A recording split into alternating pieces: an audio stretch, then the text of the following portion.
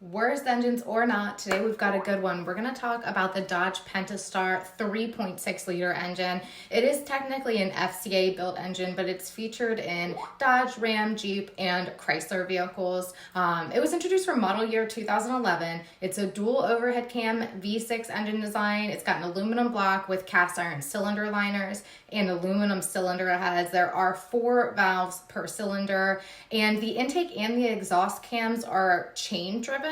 So this engine actually has 4 chains on it. So all accessories bolt directly to the block on this engine. This eliminates the need for brackets, which does help reduce noise and reduce vibration. These engines are known to be very fuel efficient when they are operating properly.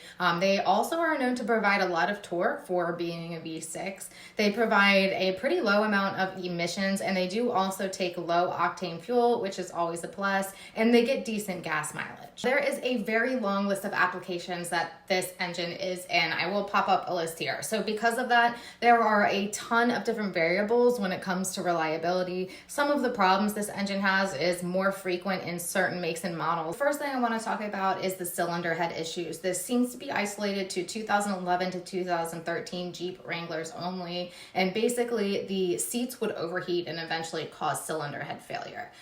In the middle of 2013, FCA did release an update that included hardened seats and guides, so that got rid of this issue.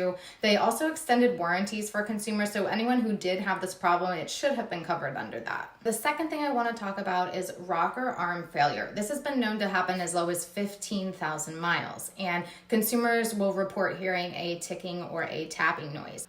This is likely because of a collapsed lash adjuster or a worn needle bearing. There was a service bulletin that was issued and a superseding part number. However, consumers continue to experience the same problems even with that new part number. And this is a pretty big issue because this is an expensive fix and you definitely need a professional to do it. The last 2 things that I want to talk about are rumored to be caused by the fact that this engine is casted using a sand cast method. So supposedly this method does leave behind some sand deposits, and eventually what can happen is those sand deposits can sludge up and sort of get caught in your cooling system and cause failure to things like your heater core or your water pump or even your oil cooler. Some consumers also say that this has caused some sort of a knocking or a tapping noise inside of the engine. I will say I personally have not run into that very frequently. There are definitely some things that might steer me away from this engine. If you have had experience with any of these failures, I would love to hear about it in the comments.